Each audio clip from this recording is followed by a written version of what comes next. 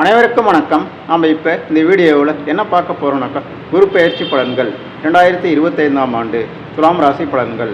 நம்ம சேனலை முதன்முறையாக பார்க்குறவங்களா இருந்தீங்கன்னாக்கா சேனலை சப்ஸ்கிரைப் பண்ணிவிடுங்க. அப்படியே பக்கத்தில் இருக்கிற ஆல் என்ற பெல் பட்டனையும் ப்ரெஸ் பண்ணி விட்டுடுங்க. அப்போ தான் நான் போடுற வீடியோக்கள் அனைத்தையும் உங்களால் பார்த்து பயனடைய முடியும். சரி, வாங்க வீடியோக்குள்ளே போகலாம். தமிழ் சித்திரை 31ஆம் தேதி, ஆங்கிலம் 2025ஆம் ஆண்டு மே மாதம் 14ஆம் தேதி குரு பகவான் ரிஷப ராசியில் இருந்து மிதுன ராசிக்குள் பிரவேசிக்கின்றார். இந்த குரு பெயர்ச்சி உங்களுடைய துலாம் ராசிக்கு எப்படிப்பட்ட பலன்களை அளிக்க இருக்குன்னு நாம் பார்த்துடலாம். அதாவது உங்கள் ராசிக்கு 9ஆம் இடமாகி, அதாவது பாக்கியஸ்தானத்தில் குரு பகவான் சஞ்சாரம் செய்கின்றார். இது எப்படி இருக்குன்னா நல்லாவே இருக்குங்க. இந்த காலகட்டத்தில் உங்களுக்கு எல்லா விஷயத்திலும் சிறப்பான நல்ல பலன்களே இருக்குது. எப்படின்னாக்கா, அதாவது குரு பகவான் உங்கள் ராசிக்கு 1ஆம் இடத்தை பார்க்கிறார், 3ஆம் இடத்தை பார்க்கிறார், 5ஆம் இடத்தை பார்க்கிறார். 1, 3, 5 ஆகிய இடங்களை குரு பகவான் சிறப்பு பார்வைகளாக பார்க்கிறார். இதனால் அது மட்டும் இல்லாமல் குரு பகவான் உங்கள் ராசிக்கு 9ஆம் இடமாகிய பாக்கியஸ்தானத்தில் சஞ்சாரம் செய்கின்றார். இது எப்படி இருக்குனாக்கா, துலாம் ராசிக்கு ஒரு ஜாக்பாட் தான். புரியுதுங்களா? துலாம் ராசிக்கு ஒரு ஜாக்பாட் அடித்த மாதிரி தான் இந்த காலகட்டத்தில். ஆமாங்க, துலாம் ராசிக்கு நல்லா இருக்குங்க. அதாவது உங்களுடைய பாக்கியஸ்தானத்தில் எந்தவித பாவக்கிரகம் உங்களுடைய அடிப்படை ஜாதகத்தில் இல்லைனாக்கா, நல்லா கேட்டுங்க, உங்களுடைய பாக்கியஸ்தானத்தில், அதாவது உங்கள் ராசிக்கு 9ஆம் இடத்துல எந்த விதமான பாவக்கிரகம் உங்களுடைய அடிப்படை ஜாதகத்தில் இல்லைனாக்கா, இந்த காலகட்டம் உங்களுக்கு ஒரு சிறப்பான காலகட்டம் தான். ஏன்னா குரு பகவான் உங்கள் ராசிக்கு 9ஆம் இடத்தில் பாக்கியஸ்தானமாகி 9ஆம் இடத்தில் சஞ்சாரம் செய்கின்றார். இது எப்படி இருக்குனாக்கா, சிறப்பான உங்களுக்கு எல்லா விதத்திலும் அனுகூலமான பலன்களே இருக்குது. 9ஆம் இடம்னா என்னங்க, பாக்கியஸ்தானம். பாக்கியம்னா அதிர்ஷ்டத்தினால் கிடைக்கக்கூடிய அனைத்து நல்ல விஷயங்களும் பாக்கியம்தாங்க. அதாவது நீங்கள் ஒரு நல்ல ஒரு கல்வி படிக்கிறீங்க, அந்த கல்வியால் லைஃப்பில் நல்லா வரீங்க. அதனால் கல்வியும் ஒரு பாக்கியம்தான். அது மாதிரி ஏதோ ஒரு தொழில் தொடங்குறீங்க, இந்த தொழில் மூலம் நல்ல ஒரு நிலைக்கு வந்துடுறீங்க, இல்லை ஒரு சொந்த வீடு அமையுது உங்களுக்கு, இது எல்லாமே ஒரு பாக்கியம்தான். புரியுதுங்களா? அப்படி நல்ல ஒரு ஒய்ஃப் அமைகிறாங்க, நல்ல பசங்க அமைகிறாங்க, நல்ல கணவன் அமைகிறாரு, நல்ல மனைவி அமைகிறாங்க, இது எல்லாமே ஒரு பாக்கியம்தான். ஸோ இந்த காலகட்டத்தில் இந்த மாதிரி நல்ல விஷயங்கள் எல்லாமே உங்களுக்கு நடக்கும். புரியுதுங்களா? ஏன்னா குரு பகவான் உங்கள் ராசிக்கு 9ஆம் இடத்தில் சஞ்சாரம் செய்வதால் இந்த மாதிரி நல்ல விஷயங்கள்லாம் உங்கள் லைஃப்பில் இனிமேல் நடக்க ஆரம்பிக்கும். ஏன் குரு பகவான் உங்கள் ராசிக்கு 9ஆம் இடத்தில் ஒரு வருஷம் சஞ்சாரம் செய்கிறார். புரியுதுங்களா? அதாவது குரு பகவான் உங்கள் ராசிக்கு 9ஆம் இடத்தில் பாக்கியஸ்தானத்தில் ஒரு வருடம் சஞ்சாரம் செய்கின்றார். இந்த காலகட்டம் சிறப்பான ஒரு காலகட்டம் தான். இந்த காலகட்டத்தில் திருமணமாக துலாம் ராசிக்காரர்களுக்கு திருமணம் நடப்பதற்கான வாய்ப்பு இருக்குது. சரிங்களா? அதை பற்றி நான் விரிவாக சொல்கிறேன். அதாவது இப்போ உங்கள் ராசிக்கு 9ஆம் இடத்தில் குரு பகவான் சஞ்சாரம் செய்வதால் இந்த காலகட்டத்தில் உங்களுக்கு அதிர்ஷ்ட யோகம் கூடும். புரியுதுங்களா? நல்ல புது ட்ரெஸ்லாம் வாங்குவீங்க, புது வண்டி வாகனம், இது மாதிரி எல்லாமே நல்ல ஒரு புது விஷயங்கள்லாம் உங்கள் லைஃப்பில் நடக்கும்.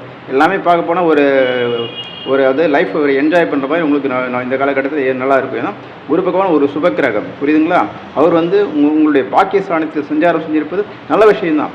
குரு பகவானுக்கு எப்பவுமே 2, 5, 7, 9, 11 ஆகிய இடங்களில் குரு பகவான் சஞ்சாரம் செய்யும்போது நல்ல பலன்களை அளிப்பார். அந்த அடிப்படையில் உங்கள் ராசிக்கு 9ஆம் இடத்தில் குரு பகவான் சஞ்சாரம் செஞ்சிருப்பது நல்ல விஷயமாகவே இருக்குது. எல்லா விஷயத்திலுமே உங்களுக்கு நல்ல ஒரு முன்னேற்றமே இருக்கும். புரியுதுங்களா? உங்களுடைய கல்வி, தொழில், பொருளாதாரம், அப்புறம் குடும்ப வாழ்க்கை, எல்லாமே உங்களுக்கு நல்ல ஒரு சிறப்பாகவே அமையும் இந்த காலகட்டத்தில். சரி, ஓகே, நீங்கள் முயற்சி செய்யுங்க. உங்களுடைய தொழில் விஷயத்தை நீங்கள் முயற்சி செய்யுங்க, நல்லா மேலே வரலாம் அந்த காலகட்டத்தில். சரிங்களா? நல்ல பொருளாதார வளர்ச்சி உண்டு. சரி, ஓகே. அடுத்து அதாவது குரு பகவான் உங்கள் ராசிக்கு எந்தெந்த இடங்களை பார்வையிடுகிறார் அப்படின்னு நம்ம பார்த்துடலாம். சரிங்களா? அதன் மூலம் எப்படிப்பட்ட பலன்கள் உங்களுடைய துலாம் ராசிக்கு இருக்குது அப்படின்னு நம்ம பார்த்துடலாம். குரு பகவான் உங்கள் ராசிக்கு 1, 3, 5 ஆகிய இடங்களை பார்வையிடுகிறார்.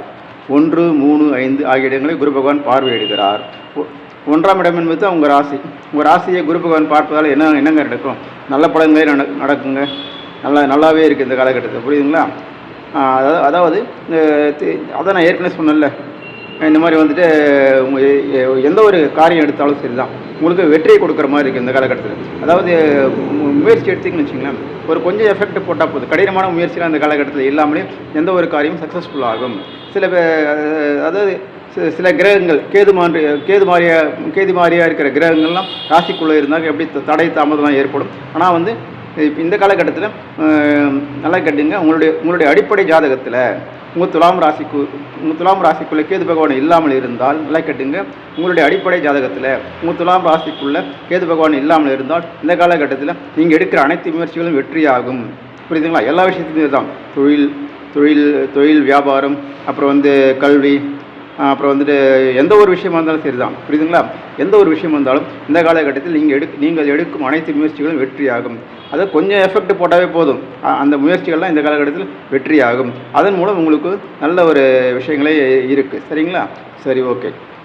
அடுத்து உங்கள் ராசிக்கு 3ஆம் இடத்தை பார்க்கிறார். 3ஆம் இடம் என்பது என்னங்க? தைரிய வீரிய ஸ்தானம், இளைய சகோதரர்களை குறிக்கக்கூடிய ஒரு ஸ்தானம். அது அடிப்படை கல்வி விஷயமா, அது ஆரம்ப கல்வி. அடிப்படை கல்வி என்று சொல்ல முடியாது, ஆரம்ப கல்வி சொல்லுவாங்க. புரியுதுங்களா? ஆரம்ப கல்வி படிக்கும் மாணவர்கள் இந்த காலகட்டத்தில் சிறப்பான நல்லா படிப்பாங்க. ஏன்னா குரு பகவானுடைய அந்த பார்வை உங்கள் ராசிக்கு 3ஆம் இடத்துல இருப்பதால், தைரிய வீரிய ஸ்தானத்தில் இருப்பதால் நல்லாவே இருக்குது. அதாவது நீங்கள் எடுக்கிற அனைத்து முயற்சிகளுமே எந்த ஒரு விஷயமா சரி தான், தொழில் விஷயமா இருந்தாலும் சரி, கல்வி விஷயமா இருந்தாலும் சரி, அப்புறம் சுப காரியங்கள் சம்மந்தப்பட்ட விஷயமா இருந்தாலும் சரி, எந்த ஒரு விஷயமே சரி தான், இந்த காலகட்டத்தில் நல்ல ஒரு கொஞ்சம் எஃபெக்ட் போட்டாவே போதும். அதாவது நீங்கள் ஒரு ஸ்டெப்பு எடுத்து வச்சிங்கனாக்கா குரு பகவான் 2 ஸ்டெப்பு உங்களுக்கு உதவுவார். புரியுதுங்களா? அதனால் உங்களுடைய முயற்சி கைவிடாதீங்க. ஏன்னா குரு பகவான் ஒரு சுபக்கிரகம், அவர் உங்களுக்கு ஆதரவாக தான் இருக்கார். உங்களுடைய முயற்சி ஸ்தானத்தை பார்க்கிறார். அதனால் நீங்கள் எடுக்கிற காரியங்கள் அனைத்துமே, எல்லா விஷயங்களுமே வெற்றிகள் கைகூடும். இதனால் நல்ல பலன்களே இருக்குது. வாழ்த்துக்கள். சரிங்களா? அப்புறம் இளைய சகோதரர்களை குறிக்கக்கூடிய ஒரு ஸ்தானமாகவும் இது இருக்குது. அது இந்த காலகட்டத்தில் உங்களுடைய சகோதரரோ அல்லது சகோதரியோ அவர்களுடனான உங்களுடைய உறவு இந்த காலகட்டத்தில் சிறப்பாக இருக்கும். நல்ல ஒரு ரிலேஷன்ஷிப் இருக்கும் இந்த காலகட்டத்தில். புரியுதுங்களா? வாழ்த்துக்கள். சரி, ஓகே. அடுத்து உங்கள் ராசிக்கு 5ஆம் இடத்தையும் குரு பகவான் பார்வையிடுகிறார். 5ஆம் இடம்னா என்னங்க? பூர்வ புண்ணியஸ்தானம். பூர்வ புண்ணியஸ்தானம்னா என்னென்னாக்கா, அதாவது போன ஜென்மத்தில் நாம் செஞ்ச நல்ல கர்மவினை, கெட்ட கர்மவினை, இது எல்லாம் அடங்கிய விஷயம் தான் இந்த பூர்வ புண்ணியம். புரியுதுங்களா? ஸோ அந்த இடத்துல குரு பகவான் பார்வை படுறதுனால என்ன நடக்கும்னாக்கா, அதாவது பூர்வ ஜென்மத்தில் நீங்கள் செஞ்ச நல்ல கர்ம வினைகள் அனைத்துமே இந்த காலகட்டத்தில் உங்களுக்கு கை கொடுக்கும். ஏன்னா குரு பகவான் ஒரு சுபக்கிரகம். அவர் என்ன பண்ணும், அவர் உங்கள் ராசிக்கு 5ஆம் இடத்தை பார்வையிடுவதால் நீங்கள் போன ஜென்மத்தில் நீங்கள் செஞ்ச நல்ல கர்ம வினைகள் அனைத்துமே இந்த காலகட்டத்தில் உங்களுக்கு கை கொடுக்கும். அது எல்லாமே செயல்பாட்டுக்கு வரும். அதன் மூலம் நல்ல பலன்களே இருக்குது. புரியுதுங்களா? அதாவது பூர்வீகம் சொத்து சம்பந்தமான பிரச்சனைகள், இதில் எல்லாமே ஏற்கனவே கோர்ட்டு கேஸ் ஏதாவது உங்களுக்கு இருந்ததுனாக்கா அந்த விஷயம்லாம் உங்களுக்கு சாதகமாக முடியும். புரியுதுங்களா? ஏற்கனவே சில பேருக்கு இருக்கும், அதாவது ஏதாவது ஒரு வீடு விஷயமாவோ ஏதோ ஒரு விஷயமாவோ பூர்வீக சொத்து சம்பந்தமான விஷயங்களோ கோர்ட்டு கேஸ் ஏதாவது இருந்ததுனாக்கா அது இந்த காலகட்டத்தில் உங்களுக்கு சாதகமாக இருக்கும். புரியுதுங்களா? அது வெற்றி கொடுக்குற மாதிரி இருக்கும். சரி, ஓகே. அடுத்து குழந்தை பாக்கியம். மகப்பேறு வேணும்னு நினைக்கிறவங்க இந்த காலகட்டத்தில் முயற்சிக்கலாம். அதற்கு சிறப்பான ஒரு அனுகூலமான காலமாக தான் இது இருக்குது. புரியுதுங்களா? இந்த காலகட்டத்தில் மகப்பேறு கிடைக்கும். சரிங்களா? அடுத்து உயர்கல்வி படிக்கும் மாணவர்களுக்கு இந்த காலகட்டம் ஒரு சிறப்பான ஒரு காலகட்டம் தான். அது விஷயமா நீங்கள் ஏதோ கல்விக்காக லோன் ட்ரை பண்ணுறீங்க, இல்லை உங்களுடைய உயர்கல்வி சம்மந்தமாக ஏதோ ஒரு முயற்சி எடுக்கிறீங்க, அந்த முயற்சி எல்லாமே வெற்றி கிடைக்கும். காலேஜில் போயிட்டு சீட்டு கேட்டிங்கனாக்கா அந்த சீட்டு எளிதில் கிடைக்கிற மாதிரி இருக்கும். புரியுதுங்களா? அதற்கு குரு பகவானுடைய பார்வை உதவும். ஏன்னா குரு பகவான் தன்னுடைய 9ஆம் பார்வையாக உங்களுடைய 5ஆம் இடத்தை பார்க்கிறார். புரியுதுங்களா? இதனால் உங்களுக்கு உங்களுடைய உயர்கல்விக்கு குரு பகவான் உதவுவார். இதனால் உங்களுடைய உயர்கல்வி சிறப்பாகவே அமையும். நீங்கள் உங்களுடைய முயற்சிகளை நீங்கள் விதையாக போடுங்க. புரியுதுங்களா? அவர் குரு பகவான் உதவுவார். உங்களுடைய உயர்கல்வி சிறப்பாக அமையும். வாழ்த்துக்கள். அடுத்து காதலும் காதலும் இந்த இடத்துல வருது. ஆனால் இதில் ஒரு விஷயம் என்னன்னாக்கா, உங்கள் காதல் கோச்சார ரீதியாக பார்க்க போனால் குரு பகவானுடைய பார்வை உங்கள் ராசிக்கு 5ஆம் இடத்தில் விழுவதால் காதல் வெற்றி அடைவதற்கான வாய்ப்பு இருக்குது. ஆனால் இந்த இடத்துல நல்லா கேட்டுங்க, இந்த இடத்துல ஏற்கனவே ராகு இருக்கிறாரு. அது மட்டும் இல்லாமல் ராகு இருந்தால் பெரும்பாலும் காதலுக்கு பெரும்பாலும் தடை அந்த அளவுக்கு ஏற்படாது. ஏன்னா ராகு திசையிலே நிறைய பேர் கல்யாணமும் ஆகிருக்கு. புரியுதுங்களா? ராகு இருந்தால் பெரும்பாலும் காதலுக்கு தடை அந்த அளவுக்கு ஏற்படாது. ஆனால் நல்லா கேட்டுங்க, உங்களுடைய அடிப்படை ஜாதகத்தில் உங்கள் ராசிக்கு 5ஆம் இடத்தில் கேது பகவான் இருந்தால், புரியுதுங்களா, சனி செவ்வாய் போன்ற பாவக்கிரகங்கள் இருந்தால் உங்களுடைய காதல் வெற்றி அடைவது சிரமம்தான். புரியுதுங்களா? ஆனால் வந்து நல்லா கேட்டுங்க, உங்களுடைய அடிப்படை ஜாதகத்தில் உங்கள் ராசிக்கு 5ஆம் இடத்தில் பாவக்கிரகங்களாகிய சனி, ராகு, கேது போன்ற பாவக்கிரகங்கள் இல்லாமல் இருந்தால், செவ்வாய் கூட இருக்கக்கூடாது, இல்லாமல் இருந்தால் உங்கள் காதல் வெற்றி அடைவதற்கான வாய்ப்பு இருக்குது. ஏன்னா கோச்சார ரீதியாக பார்க்க போனால் இந்த குரு பகவான் உங்கள் ராசிக்கு 5ஆம் இடத்தை தன்னுடைய 9ஆம் பார்வையாக பார்ப்பதால் உங்கள் காதல் வெற்றி அடைவதற்கான வாய்ப்பு இருக்குது. அதாவது கிரகங்கள் இப்போ சுற்றி வருது இல்லையா, குரு பெயர்ச்சி ஆகிருக்கு இல்லையா, அப்படி அந்த அடிப்படையில் அதான் கோச்சாரம் சொல்லுவாங்க. அந்த அடிப்படையில் பார்க்க போனால் இப்பொழுது குரு பகவான் உங்கள் ராசிக்கு 9ஆம் இடத்தை பார்ப்பதால், உங்கள் ராசிக்கு 5ஆம் இடத்தை பார்ப்பதால், குரு பகவான் தன்னுடைய 9ஆம் பார்வையாக உங்கள் ராசிக்கு 5ஆம் இடத்தை பார்ப்பதால் உங்கள் காதல் வெற்றி அடைவதற்கான வாய்ப்பு இருக்குது. புரியுதுங்களா? கோச்சார ரீதியாக. சரிங்களா? ஸோ இப்படிப்பட்ட பலன்கள் தான் இந்த 2025ஆம் ஆண்டு துலாம் ராசிக்கு இருக்குது. சரி நேயர்களே, அனைவரும் சப்ஸ்கிரைப் பண்ணுங்கள், லைக் பண்ணுங்கள், ஷேர் பண்ணுங்கள். அனைவருக்கும் நன்றி, வணக்கம்.